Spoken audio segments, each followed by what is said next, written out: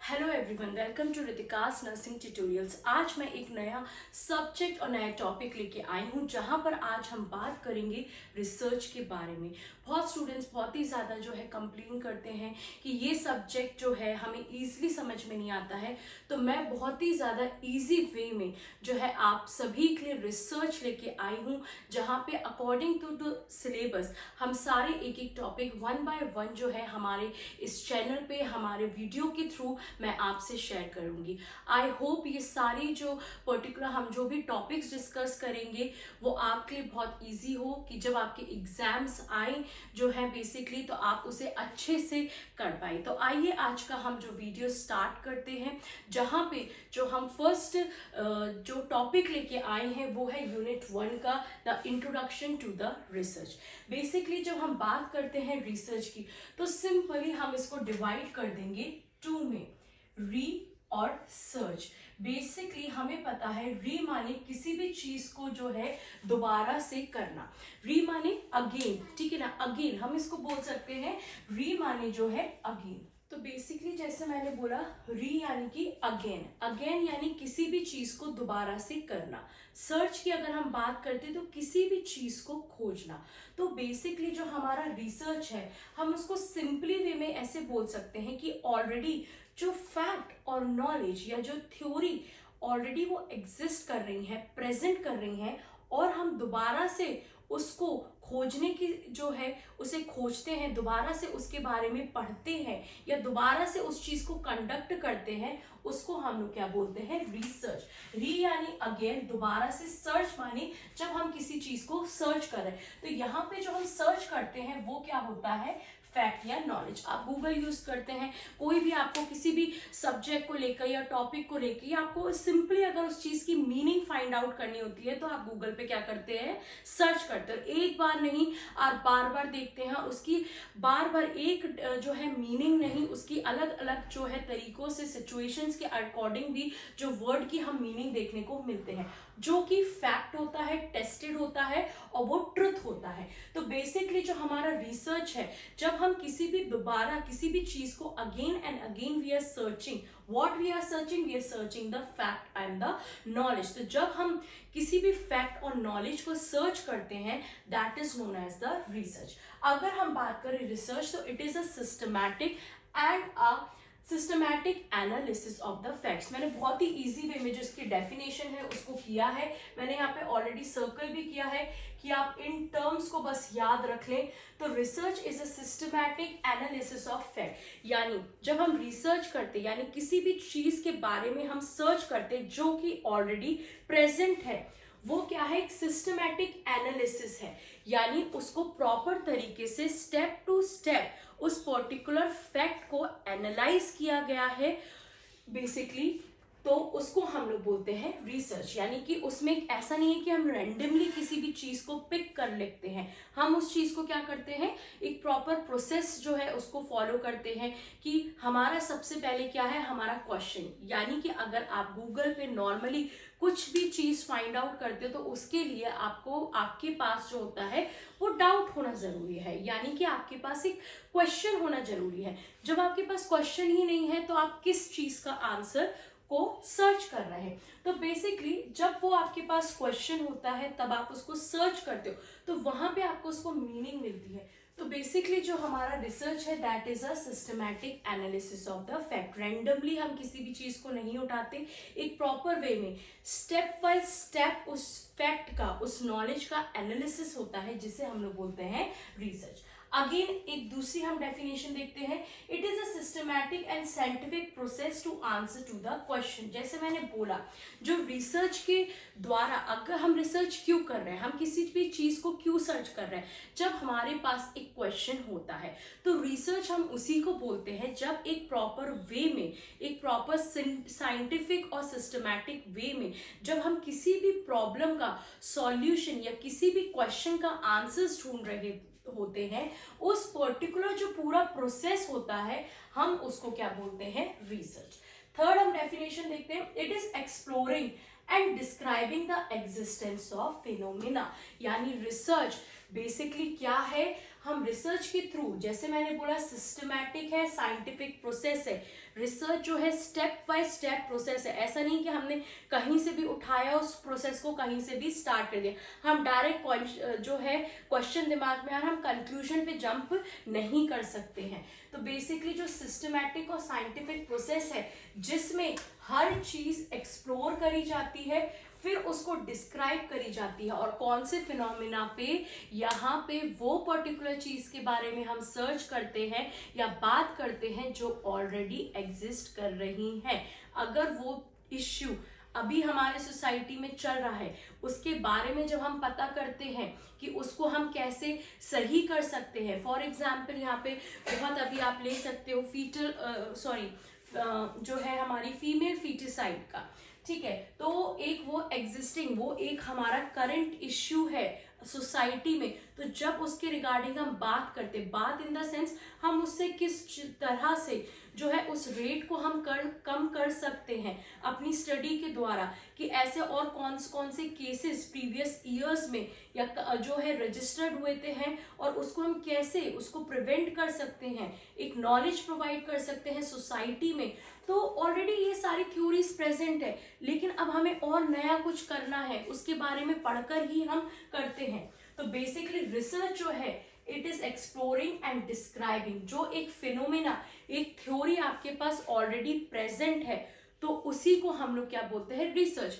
क्योंकि वो क्या हुई है, वो ऑलरेडी टेस्ट हो चुकी है, वो एक फैक्ट है, और फैक्ट वो हमें एक नॉलेज प्रोवाइड कर रहा है। तो दैट इज द रिसर्च। अब हम बात करते हैं हमारी नर्सिंग रिसर्च।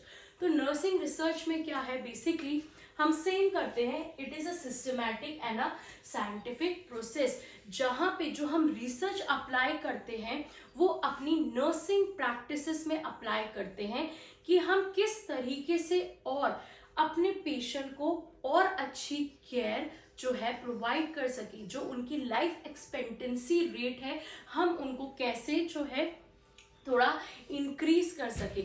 यानी हमारे पास और भी सारे जो है बेहतर जो है टेक्नोलॉजीज को डेवलप कर सके, जो हेल्प कर सकता है in the treatment of the patient. जो नई नई टेक्निक्स को हम कैसे डेवलप कर सकते, न्यू जो मेडिकेशंस है, जो कुछ ऐसी कंडीशंस होती थी पहले जो हमारे पास उनका ट्रीटमेंट नहीं होता था, अब लेकिन जैसे ही रिसर्च हो रही है वैसे वैसे हर एक डिजीज कंडीशन को हमें वन बाय वन क्या है ट्रीटमेंट का मेथड मिल पा रहा है। तो बेसिकली अगर हम नर्सिंग रिसर्च की बात करें, तो नर्सिंग प्रैक्टिस में जब हम रिसर्च को अप्लाई करते हैं तो हमारा मेन जो मोटो रहता है कि हम अपने प्रोफेशनलिज्म में जो बेसिकली हमारी जो नर्सिंग प्रैक्टिस में रिसर्च को जो है हम उस तरीके से यूज करें जिससे जो हमारी पेशेंट है उसकी केयर और ट्रीटमेंट में इफेक्ट ला सके। तो वो होता है हमारा रिसर्च बेसिकली। अब हम देखते हैं बहुत ही कॉमन जो इंपॉर्टेंट क्वेश्चन पूछा जाता है, what are the characteristics of a good research. अगर आप एक रिसर्च को कंडक्ट कर रहे हैं तो what are the good characteristic, उस पर्टिकुलर रिसर्च को हम तब गुड बोलेंगे जब उसमें ये सारी चीजें जो है प्रेजेंट होती है।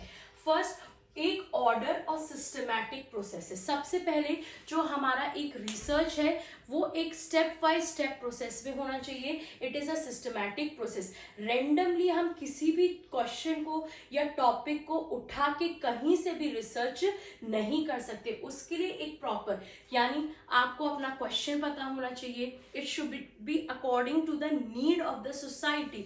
जैसे मैंने बोला, अगर हम नर्सिंग रिसर्च की बात कर रहे हैं तो हम नर्सिंग रिसर्च क्यों करते हैं, हम नर्सिंग प्रोफेशनलिज्म में रिसर्च क्यों कर रहे हैं, कि हम नई नई टेक्निक्स को, नई नई ट्रीटमेंट को, नई नई मोडालिटीज को ला सके कि हमारी पेशेंट की अच्छी से अच्छी केयर हो सके, ठीक है, लाइफ एक्सपेक्टेंसी को हम इंक्रीज कर सके। इसलिए हम क्या करते हैं, बेसिकली नर्सिंग में रिसर्च को अप्लाई करते हैं। तो उसको हमें प्रॉपर जो है चैनल से जो है स्टार्ट करना चाहिए, क्योंकि एक सिस्टमैटिक प्रोसेस है। आपका प्रॉब्लम क्या है, यानी कि व्हाट इज द क्वेश्चन, आप किस क्वेश्चन पे या किस टॉपिक पे जो अभी सोसाइटी की नीड है आप रिसर्च करना चाहते हैं। उसके बाद आप पहले उसको रिव्यू करेंगे कि पहले इसमें क्या क्या स्टडीज हो गई हैं, that we will see in the other unit. First अभी हम थोड़ा शॉर्ट में देखेंगे कि कैरेक्टरिस्टिक्स में it is a orderly and a systematic process. Next, based on the current professional issues, जब भी आप एक रिसर्च कंडक्ट कर रहे हैं, मेक श्योर कि जो अभी हमारी सोसाइटी में कोई भी इश्यू या कोई भी ऐसा जो है प्रॉब्लम चल रहा है, तो उस पे अगर हम रिसर्च करते हैं बेसिकली, तो that will be very much helpful in our society.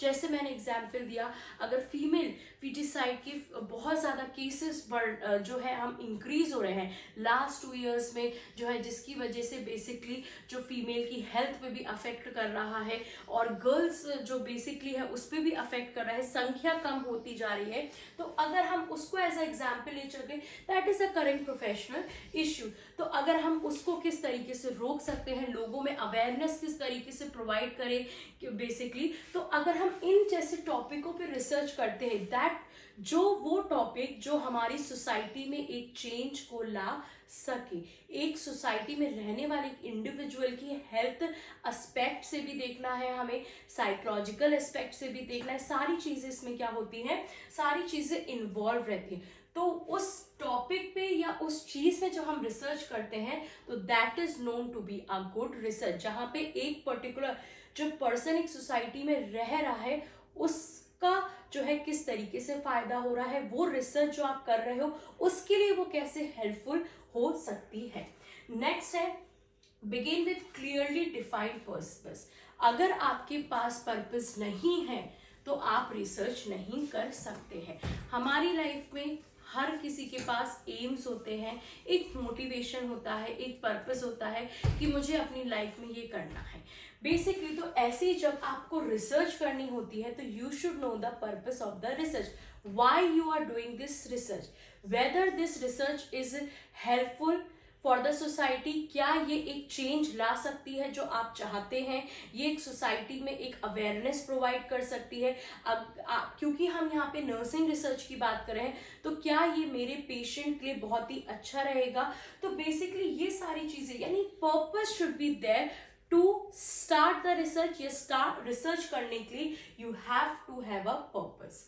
Then directed towards the development or expand professional knowledge। जैसे मैंने बोला, जो रिसर्च है उसका जो डायरेक्शन है बेसिकली हम क्यों करते हैं, क्योंकि यहाँ पे हम नर्सिंग रिसर्च की बात कर रहे हैं, to increase to expand the nursing skills and treatment towards the patient. यहाँ पे हमें अपने प्रोफेशनल की नॉलेज, यानी कि हमारा जो नर्सिंग है उसके प्रोफेशन को इंक्रीज करना है। एक ही जगह हम नहीं रह सकते, हमें उसे इंक्रीज करना है, हमें एक पर्टिकुलर अपनी भी नॉलेज को इंक्रीज करना है, ठीक है, हमें अपडेटेड रहना है, हमें पेशेंट जो हमारे पेशेंट है उसमें हम किस किस तरीके से न्यू ट्रीटमेंट के द्वारा उनको अच्छी बेटर क्वालिटी ऑफ केयर जो है हम किस तरीके से प्रोवाइड कर सकते हैं, उनको भी हमें क्या करना है, एक्सपेंड करना है, थ्योरीज को डेवलप करना है। नेक्स्ट है finding solution of a problem. अगर हमारे पास कोई क्वेश्चन है, हमें लगता है दैट वी शुड नो या सोसाइटी शुड नो, तो उसके लिए जब हम एक सॉल्यूशन ढूंढना स्टार्ट करते हैं, परमानेंट सॉल्यूशन, तो उसको हम लोग क्या बोलते हैं, अ characteristics of a good research. Use of appropriate technology and methodology, यानी जब भी आप एक रिसर्च कंडक्ट कर रहे हैं तो प्रॉपर मेथड आपको यूज करना है। फॉर एग्जाम्पल, अगर आपने एक अपना पॉपुलेशन से टारगेटेड पॉपुलेशन लिया, ठीक है, उसके बाद आपने वहां से अपने सैंपल को कलेक्ट किया, जो भी आपकी स्टडी के लिए इंपॉर्टेंट है। अब डेटा कलेक्शन के टाइम पे अगर आपको ऑब्जर्वेशन मेथड के थ्रू अपना सैंपल का जो है डेटा कलेक्शन करना है, लेकिन उसमें आपने क्वेश्चनर एक पूछ लिया, यानी आपने क्वेश्चनर मेथड को अप्लाई कर दिया, तो वहां पे आपके रिजल्ट क्या हो जाएंगे, गलत हो जाएंगे। तो आपकी according to the need of the study किस टाइप का डेटा कलेक्शन रिक्वायर्ड है, किस टाइप का मेथड रिक्वायर्ड है, कौन सा टूल जो है आपकी according to the research study वो रिलायबल है, वो सारी चीजें जो है आती हैं use of appropriate technology and methodology, that is a characteristics of a good research. क्योंकि आपको ऑब्जर्वेशन करना था, लेकिन आपने अपने सैंपल से क्वेश्चंस किए, तो वहां पे जो रिलायबिलिटी है वो क्या हो जाती है, जो है एरर आपको देखने को मिलता है। तो जो आपको रिजल्ट चाहिए रहता है वो आपका क्या होता है, नहीं आ सकता, वहां पे एरर हो जाता है। तो basically these are the characters of a good research. तो आइए अब बेसिकली हम जो है इस वीडियो का और इस यूनिट का जो इम्पोर्टेंट पार्ट खत्म कर रहे हैं वो है purpose and the need of the research. इसका और है qualities of a good researcher, वो हम लेटर ऑन वीडियो में डिस्कस करेंगे। अब यहाँ से जो purpose and need of research है ये 5 मार्क्स का जो है क्वेश्चन हमेशा मोस्टली जो है आपके एग्जाम्स में पूछा जाता है। Purpose and need of research यानी कि रिसर्च करने की ज़रूरत ही क्या है, क्यों इतनी कोई एफर्ट करे, इतना अपना जो है टाइम या फिर रिसोर्सेज को जो है इन्वेस्ट करे, मनी को इन्वेस्ट करे, why there is a need of conducting the research. तो बेसिकली जो रिसर्च करने का पर्पस और नीड वो है कि it develop refine and expand the scientific base of the knowledge. हम अपने प्रोफेशन नर्सिंग की बात करते हैं तो जहाँ पे भी ये साइंटिफिक टर्म है, सिंपली बोले तो that is related to the science, जहाँ पे हमारा जो साइंस है वो क्या कर रहा है, जुड़ रहा है। अब हम यहाँ पे जो है नर्सिंग रिसर्च की बात करें तो there is a need, research का नीड और पर्पस है हमारी नर्सिंग प्रोफेशनलिज्म में, क्योंकि ये हेल्प करता है कि हम उसे डेवलप कर सके, रिफाइन कर सके। रिफाइन यानी ऑलरेडी एक ओल्ड थ्योरी हमारे पास है, एक ओल्ड रिसर्च उस पर्टिकुलर चीज पे हो चुकी है, लेकिन अब हमें उसे क्या करना है, और ज्यादा इंप्रूव करना है, और ज्यादा उसको एक्सपेंड करना है the scientific base of knowledge. यानी कि जो हमारी जो नॉलेज है, हमारी नर्सिंग प्रोफेशनलिज्म की जो भी थ्योरीज है, हम उनको और ज्यादा रिफाइन कर सके, डेवलप कर सके, और उसे हम क्या कर सके, एक्सपेंड कर सके। Second, improve the quality of nursing care education and administration. जैसे मैंने आपको नर्सिंग रिसर्च की डेफिनेशन में एक्सप्लेन किया था, जो रिसर्च है हमारे नर्सिंग में क्यों इंपॉर्टेंट है, क्योंकि हमें क्या करनी है, नर्सिंग केयर की जो क्या है क्वालिटी को और ज्यादा क्या करना है, इंप्रूव करना है। नर्सिंग केयर और हमारा प्रोफेशनलिज्म जो है नर्सिंग, इसमें साइंस जुड़ रही है, दैट मीन्स साइंटिफिक बेस क्या होता है, जो कि फैक्ट, जहां पे फैक्ट प्रेजेंट होते हैं, एक्सपेरिमेंट हुआ है, एक्सपेरिमेंट जब हमने किया है तो वो चीजें टेस्टेड हैं, जो फैक्ट है वो एक्सपेरिमेंट के द्वारा ही हमें पता चला कि दैट इज द ट्रू। तो वहां पे हम डेवलप कर रहे हैं, रिफाइन कर रहे हैं एक नई नॉलेज को, एक बेस ऑफ नॉलेज को, ठीक है। सेकेंडली, उसी रिसर्च के द्वारा हम अपनी नर्सिंग केयर को और क्या कर रहे हैं, इंप्रूव कर रहे हैं। यानी हम अपने पेशेंट को जो भी नर्सिंग केयर प्रोवाइड कर रहे हैं, जो भी ट्रीटमेंट प्रोवाइड कर रहे हैं, उसकी क्वालिटी को और ज्यादा हम इंप्रूव कर सके। एजुकेशन यानी कि हमारे पास जो भी एजुकेशन से रिलेटेड है, हमारे जैसे अभी हम पर्टिकुलर जैसे बीएससी नर्सिंग हो गया, एमएससी नर्सिंग हो गया, पीएचडी, इसको हम क्या कर सके, इस लेवल को और ज्यादा इनहेंस कर सके, और क्या क्या हम नई चीजों को ला सकते हैं कि हमारा एजुकेशन, जो नर्सिंग प्रोफेशनल का एजुकेशन है, वो भी एक अच्छे स्टैंडर्ड पे जाए, और किस तरीके से हम उसको एडमिनिस्ट्रेशन पे भी कर सकते, क्या क्या नई स्टैंडर्ड्स को ला के हम अपने एडमिनिस्ट्रेशन को भी अच्छा कर सकते, केवल हॉस्पिटल नहीं, हमारे कॉलेजेस के भी एडमिनिस्ट्रेशन को। तो बेसिकली जो हमारा रिसर्च है nursing, it helps to improve the quality of nursing care, education and administration. अगर हम कोई भी पुरानी, ये तो सारे हमारे फॉर्म्स बना दिए हैं कि ये प्रोसीजर आपको करना है, हमें इस तरीके से एक ही सिलेबस को हम पढ़ते आ रहे हैं 90 से 80 से, ठीक है, और 2023 तक भी करते आए, तो उसका कोई भी यूज नहीं है, क्योंकि जब वो स्टार्ट किया था वो उस करंट इश्यूज पे स्टार्ट किया था।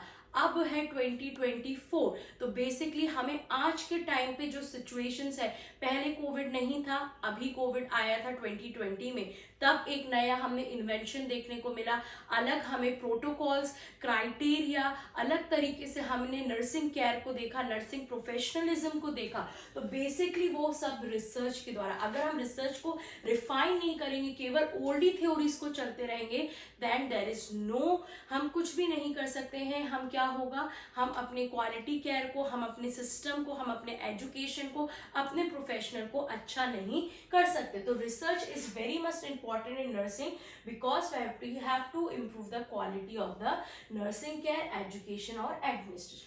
Next, it provide the foundation of evidence based nursing practice. इसका अलग से क्वेश्चन आता है शॉर्ट नोट में, what is evidence based nursing practice. तो नर्सिंग प्रैक्टिस हम समझ गए, हमारी नर्सिंग स्किल्स, हमारी प्रैक्टिसेस। अब एविडेंस बेस्ड क्या है?